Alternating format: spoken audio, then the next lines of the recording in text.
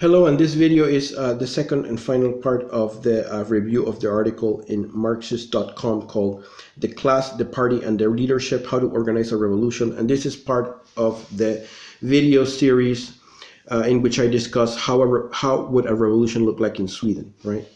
So when I left off in the last video,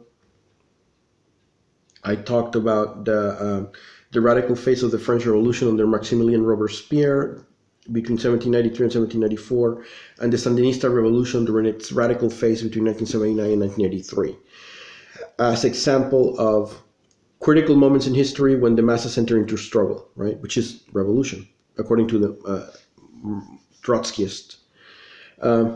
Revolutions are inevitable exceptions in history. Workers are not constantly in struggle. On the contrary, however, there are times when the status quo is simply no longer sustainable. Millions of people are fed up. Austerity falls on workers. The cost of living rises while wages stagnate. And two revolutions that came to mind when I read this. Millions of people are fed up. Austerity falls on workers. The cost of living rises while wages stagnate. That made me think, of course, of Romania 1989 and Kazakhstan in 2022. In Romania 1989, the Ceausescu regime, he basically starved the people to pay the foreign debt, and he destroyed them. He destroyed his own, his support base by doing that. And in Kazakhstan, what is called bureaucratic capitalism or what have you.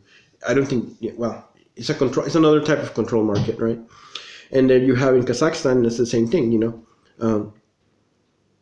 a series of austerity measures, and then the latest one was a drastic increase in fuel prices, and people got fed up, and they just took to the streets and almost overthrew the regime. What saved the regime is that they called for help from Russia, and Russian paratroopers came in, and Russian troops came in and crushed the revolution, and put the government back in power.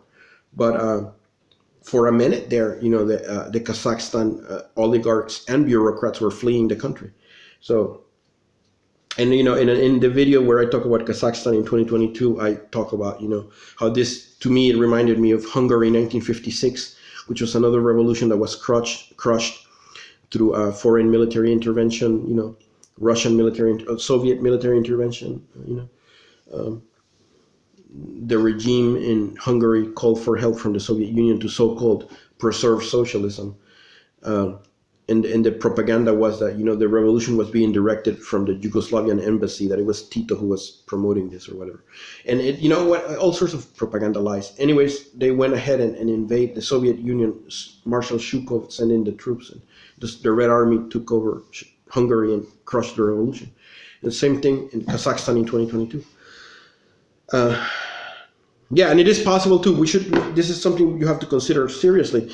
If there is a revolution in Sweden, whether it is anarcho-capitalist, a Trotskyist workers' revolution, or a extinction rebellion revolution and radical ecology revolution, still, it could be possible that as the regime is collapsing, once let's say that the police can no longer guarantee the protection of the bureaucrats, parliamentary cretinists, and bankers who are the ruling class in Sweden, once the police cannot protect them, and if the army rank and file, join the revolution, and the generals are left powerless, and then the revolution seizes the generals, and whatever, then maybe the last act of the Staatsminister will be to call for help from the European Union, like Germany and France.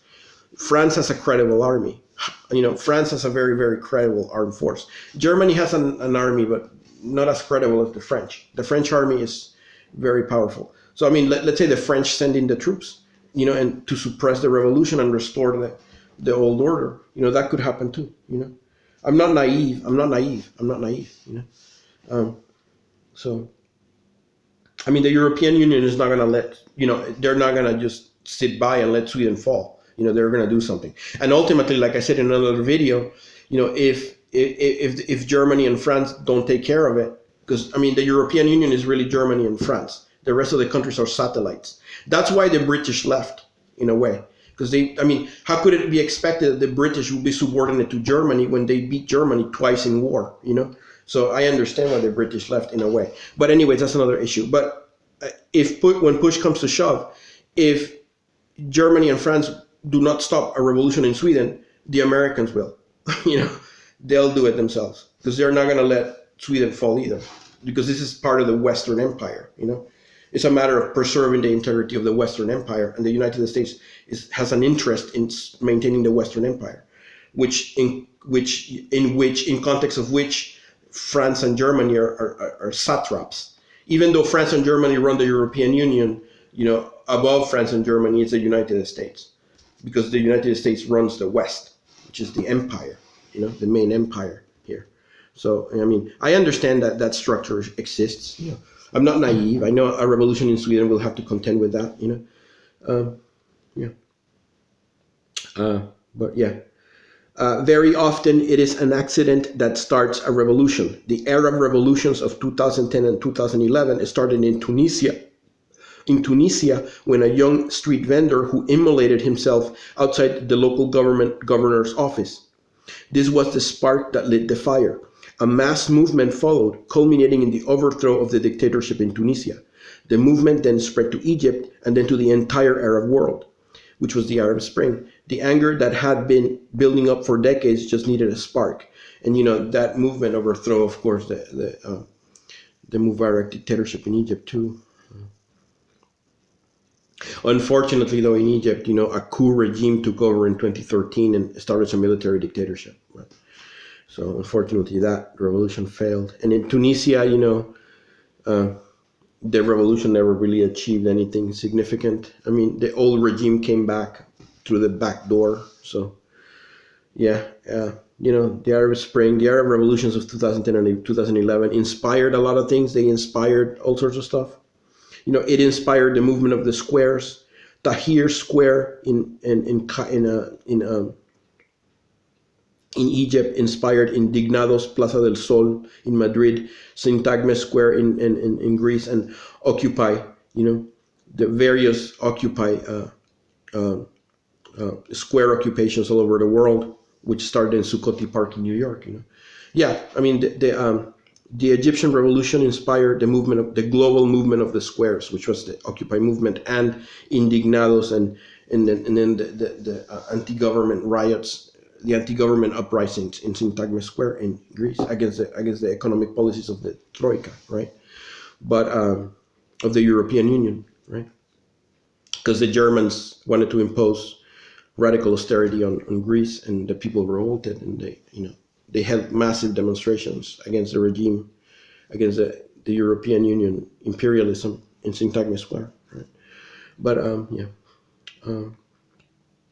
I think that happened between 2009 and 2011, you know, that movement in Syntagme, the Greek squares or whatever, the Greek uprising. But the most indubitable feature of a revolution is the direct interference of the masses in historical events. In ordinary times, the state, be it monarchical or democratic, elevates itself above the nation, and history is made by specialists in that line of business: kings, ministers, bureaucrats, parliamentarians, journalists. But at those crucial moments when the old order becomes no longer endurable to the masses, they break over the barriers, excluding them from their political arena, sweep aside their traditional representatives, and create their own interference, the initial groundwork for a new regime. The history of a revolution is, for us, first of all, a history of the forcible entrance of the masses into the realm of rulership over their own destiny. And that was written by Leon Trotsky in History of the Russian Revolution. You know, and that passage by Trotsky is right up there with the, you know, the passage in the American Declaration of Independence, you know, that says that, you know, the people have the right to abolish the government and set up a new one, you know. Yeah. Whenever I read this passage by Trotsky, it reminds me of the American Declaration of Independence. And modern revolutions, you know, what are the modern revolutions that are a reference point for Sweden in now? Like, would be what revolutions would be a reference point for Swedish revolutionaries, right? Whether they are anarcho-capitalist, Trotskyist workers, revolutionaries, or Extinction Rebellion radicals or whatever. Extinction Rebellion does not advocate revolution. They're into symbolic protest. But I'm saying if Extinction Rebellion was revolutionary, as opposed to engage in symbolic protest, right? What are some models of revolution? Moderns of modern revolution. The revolution in Hungary in 1956, May 1968 in France, the Chilean Revolution of 1970 to 73, the Sandinista Revolution in Nicaragua of 1979 to 1983, the Romanian Revolution of 1989, the Bolivarian Revolution in Venezuela under Hugo Chavez between April 2002 and March 2013, the Arab Spring Revolutions of 2011, specifically Tunisia and Egypt, the Sudanese Revolution of 2019, and the Kazakhstan Revolution of 2022. Those would be the revolutions that I would study, if I wanted to, learn about the history of revolution. I would look at those revolutions. I would focus on this side of 1956, right? Yeah, you could also include the Cuban Revolution but the Cuban Revolution. Well, yeah, it was kind of like the Sandinista Revolution, because when Che Guevara, Fidel, the movement of the 26 July movement came into Havana, before that, the ground was prepared by, strikes and student demonstrations. So, yeah. So,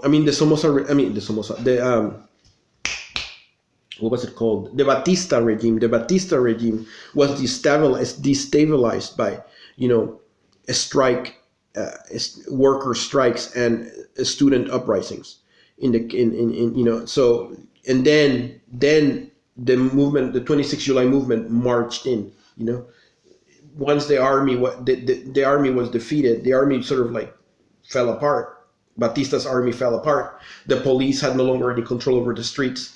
And then Fidel, Che, and Camilo Cienfuegos came in with their army and took over. That was the Cuban Revolution, 1959. Anyways, I should have had in the list too, but okay. The Sandinista Revolution in Nicaragua in 1979 to 83 is more recent example of what I'm talking about, of that type of revolution where you combine guerrilla struggle with mass action. Very rare. That's a very rare. Only twice has it happened in history. So in Latin America. So it's very rare, and it's not gonna work now. That is not gonna work now. So I am not in any way endorsing urban guerrilla warfare here. In Sweden, I do not. That is not a road to go. Whether it is anarcho-capitalist, Trotskyist, or radical ecology, that route of urban guerrilla warfare against the Swedish state is not going to work. So don't go there. Okay? What will work is mass action.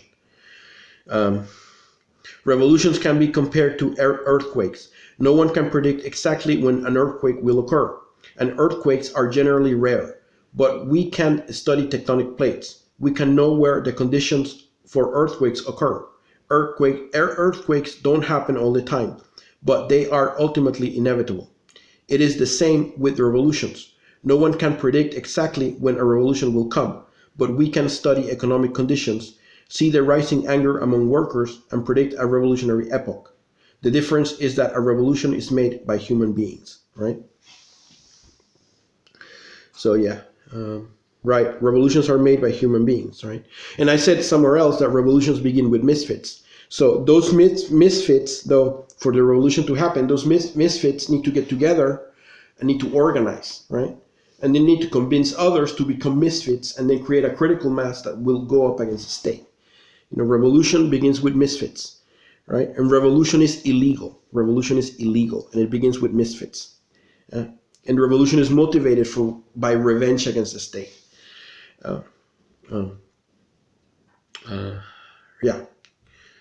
Again, I say here, revolutions begin with organized misfits. Quote, in a revolution, a minority of dissonant Marxist misfits will understand that the possibility exists for workers to take control of the economy.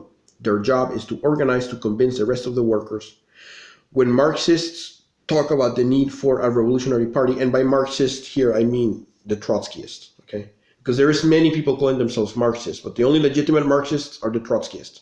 There's two tendencies of Orthodox Trotskyism: international Marxist tendency, International Committee for International, and one revisionist tendency of Trotskyism, Socialist Workers' Party UK. Those are the only three legitimate Marxists. Okay, everybody else is not a real Marxist, so don't listen to them.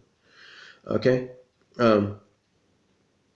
right. When Marxists talk about the need for a revolutionary party, they do not have an electoral machine in mind. A party is first and foremost ideas, a program based on those ideas, methods to implement the program, and only then a structure and an organization that can spread the program throughout the movement and win people over. The task of the dissonant Marxist minority, what Trotsky calls cadres, will be to organize to win the confidence of the other layers of the working class in the struggle, right? So that's the aim here, it takes hard work to organize a revolution because you have to convince millions of people to join you, and that's difficult.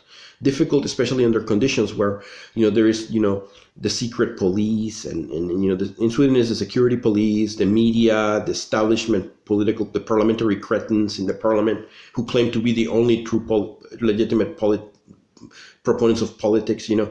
There's all sorts of problems and obstacles that you have to, work around, but it takes hard work, it takes time, you just got to do it, but the real optimal time to, organize for revolution is when the state is in crisis, when the political economy that the state administers, it presides over, and the government administers is in crisis, and that in an economic crisis is the optimal time.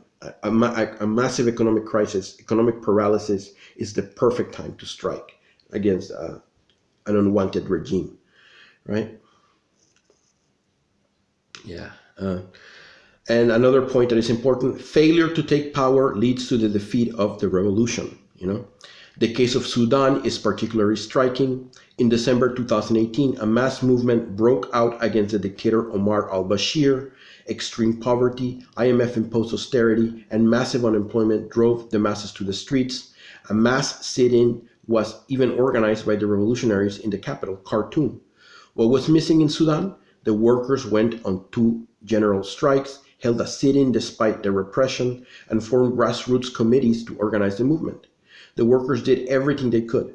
They could have taken power, but the main organization that had authority among the masses, the Sudanese Professionals Association, compromised with the army junta rather than take power, and that was the problem. So the Sudanese Professional Association should have taken power and removed the junta and arrest the generals and put them in jail. That's what the Sudanese Professional Association should have done, not sit down and capitulate and negotiate with the generals. You're going to remove the generals, not capitulate with them.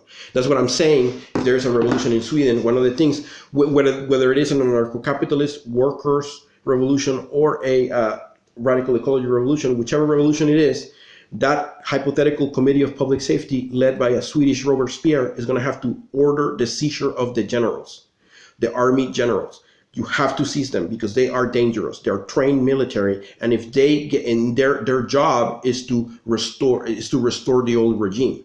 So you gotta seize them and put them away incommunicado, in some sort of isolation where they don't have any means of communicating with anybody outside. Generals are very, very dangerous, very, very dangerous. And the experience of Sudan in 2019 proves that. Generals are dangerous. Pinochet, Allende in Chile gave Pinochet a seat in his cabinet, and then Pinochet went ahead and used that seat to help organize the coup with help from the American embassy and the CIA. And then he staged a coup against Allende. So, Allende was stupid. Allende was totally stupid. How he set himself up, basically, You can't trust generals, Franco set up an uprising against the Republic, generals are very, very treacherous. You can't trust generals. Generals are dangerous. You got to seize them right away. Russia, 1917, right? In February 1917, objective defeat in World War I discredited the Tsarist regime in Russia. The workers and peasants in uniform at the front no longer wanted to fight. The workers in the factories and their families were starving. The status quo was no longer tenable. On the initiative of the women workers of Petrograd, the workers of the city went on strike, and after a week of mass mobilization, the Tsar was forced to abdicate. Right? And I wrote this note. The Russian Revolution of 1917 started with a bread riot by women on International Women's Day. The day started as just another demonstration for women's suffrage, but due to the intervention of Bolshevik agitators, the women staged a revolt demanding bread. An example of how hunger drives revolution. A similar situation in Romania on December 1989, when the Ceausescu regime starved the people to pay the foreign debt. It was a regime of hunger and repression, and the people became tired of it. Russia 1917 and Romania 1989 are very similar in motivation ultimately. Bolshevik agitators. Trotsky explains this in the history of the Russian Revolution, quote, "They accuse us of creating the mood of the masses. That is wrong. We only try to formulate it," end quote. So what the Bolshevik agitators did when they intervened in that International Women's Day demonstration in 1917 or whatever, in March of 1917, was to tell the women, because the women were demonstrating for women's suffrage, right? The agitators told them, look, you have a more fundamental problem than suffrage. You have a problem that you have no bread. Your children are starving. That's what you should be agitating for. That's what you should be demonstrating for. Demanding bread, not the right to vote. It's not the time for the right to vote. It's time for the right to demand bread from the autocracy. And then that's what drove the women to riot, and that's how the Russian Revolution got started. See what I'm saying? So, and that's what I'm saying. The Swedish system, the Swedish welfare system, is designed not only to buy loyalty, but to prevent revolution. Because the premise of the Swedish system, the Swedish welfare system, is that it guarantees bread and freedom. Oh no, the Swedish system, the Swedish Social Democrats or whatever, their premise is bread and freedom, right? That's their slogan or whatever. That they can grant you bread and freedom, right? They hand out bread, right? And I mean, they take that, they didn't invent that. The Swedish Social Democrats did not invent bread and freedom. That comes from the Romans. The Romans were the ones who invented bread and circuses, which is the precursor to bread and freedom. The Swedish Social Democrats replaced circuses with freedom. The circuses are supplied by the media, the Swedish media, or Netflix or whatever. But the Social Democrats, just like the Romans, supply bread. And that's what the Romans did. The Romans would supply the plebeian masses with bread to keep them loyal to the emperor. And they would supply, and the emperor would also pay for circuses too, to entertain them. Circuses which would include, a spectacle such as, Christians being eaten by lions and gladiatorial games and what have you. That's what the Roman state provided to its population, bread and circuses to keep them loyal to the emperor.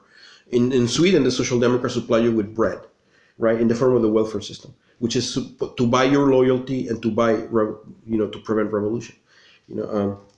The freedom stuff is, by freedom, the Social Democrats mean that you have, political freedom such as, freedom of speech, freedom of the press, supposedly. It's not real, because the scope of discussion is controlled by the Swedish media. There are certain viewpoints that are not aired. Like you couldn't, for example, advocate legalization of marijuana in Sweden. The media will not give you any air for that, right? Not that I support legalization of marijuana, but I'm just pointing out that as an example. I mean, you couldn't, in the parliament, for example, you couldn't go into the media and say that you demand that undocumented persons be given representation in the parliament equal to that of the Swedish Democrats to balance things out. The Swedish media would never allow for that. So. Yeah, so the freedom that the Social Democrats supply is very limited. And then, and like I said in another video, the workers have no right to strike in Sweden. Workers cannot strike. The right to strike is limited or non-existent for many workers. It's illegal to strike. So it is illegal to engage in a wildcat strike, which is what works. Workers in Sweden are subordinate to the dictates of the Social Democrat labor bureaucrats, who act as foremen among the workers and tell them what they can and cannot do. So, And as far as businessmen, if you want to take the anarcho-capitalist thing, and I've discussed this in the anarcho-capitalist revolution videos, businessmen in Sweden are not free. Business in Sweden is controlled by the state, supervised by the state. It is regulated and taxed. Business is regulated and taxed in Sweden. The state supervises business activity. Businessmen in Sweden are not free. Yeah, they can keep their profits, but they need to give the state a substantial cut in the form of capital gains tax and other taxes. So whatever. Yeah, bread and freedom. It's very dubious what the Social Democrats supply here. You're better off, you're better off, engaging in a wildcat strike or whatever.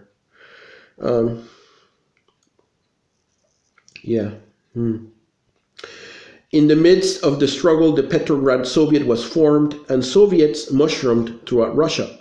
The Soviets were enlarged strike committees, which began taking the function of society into their hands. In fact, they held power, but alongside the Soviets, the bourgeoisie formed what it called a provisional government, anxious to keep capitalism in place. Capitalism, right? Capitalism. Right? Probably a controlled market, but whatever. Anarcho-capitalists argue that real capitalism has never existed. And Trotskyists argue that real communism has never existed. So that's why when they say capitalism, I'm like a little bit. No. I think they mean a controlled market, anxious to keep the economic system that undergird the autocracy in place. Which, right? This situation of dual power lasted until October 1917, right? Right, so that's what the whole dual power thing that I discussed before. You had the Petrograd Soviet on the one hand, and on the other hand, you had the Social Democrat provisional government. You had two governments, parallel governments. And you had the one government had police, the other government had workers' militias, Social Democrats and Bolsheviks, and socialist revolutionaries versus Mensheviks. You had this division between two states, dual power. Eventually, what happened between February and October 1917, through the ups and downs of the revolution, the Social Democratic Provisional Government demonstrated that it had no intention of satisfying the demands of the soldiers, workers, women, and peasants. Peace, bread for the workers, and land for the peasants. So the Social Democrats did not deliver the goods, and they became discredited, and the provisional government was overthrown. The Bolsheviks, what was the Bolshevik slogan? Land, peace, bread. We will give you land, peace, bread, if you join us and stop supporting the Social Democrat provisional government. The Social Democrats refused to supply, bread for the workers, land for the peasants, or peace for the soldiers. The Social Democrats wanted to continue the war, World War I. So, and by 1917, Russia was objectively defeated. I mean, the Germans had won the war against the Russians, in the Eastern Front in World War I, it was just from the perspective of the Russians, World War I, continuing World War I in 1917 would have been just a senseless slaughter. None of the soldiers wanted to fight anymore because all the soldiers understood that it was just suicide. So the Bolshevik demand for immediate peace became immensely popular. And that's what brought down the Social Democrats. The Social Democrats wanted to continue the war. Aside from the fact that, again, the bread for the workers issue was not solved by the Social Democrats. The Social Democrats they didn't have the resource. It's not like the Swedish Social Democrats. The Swedish Social Democrats can supply bread. They can supply the bread. For now, at least for now they can. The Social Democrats in Russia at the time, in 1917, the provisional government didn't have the means to do this. I think the guy who ran it was Kerensky or something. He didn't have the means to supply bread. So that's why revolution happened. To prevent revolution, you need to supply bread. You need to guarantee the supply of bread. And by bread, I mean, a certain level of economic, sustenance for the general population. Otherwise, you get revolution. That's what happened with Ceausescu's Romania. He starved the people to pay the foreign debt, right? And he paid for it. A victorious Marxist workers' revolution cannot be made without the participation of the working class. but this class must have a party, not an electoral one. And that party must have a leadership that knows what it is doing. These three ingredients are the key to the success of future revolutions. Okay, and finally, I'm going to conclude here with the appeal of the dissident Marxists at marxist.se, right? Marxist.se. Those are the ones who you want to talk to. The international, and they're the Swedish branch of the International Marxist Tendency. The International Committee of the Fourth International has no presence in Sweden, and the International Socialist Tendency is only in Britain. Socialist Workers' Party of Britain is only in Britain. So the Trotskyists that count in Sweden are the Marxists at marxist.se, right? And they say, quote, "The socialist revolution will not happen automatically. It requires activists to consciously defend a socialist program within the movement. As an isolated socialist activist, you can accomplish nothing.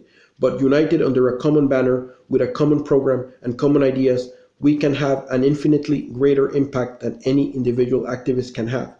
By joining a revolutionary organization, you build yourself up and help build others.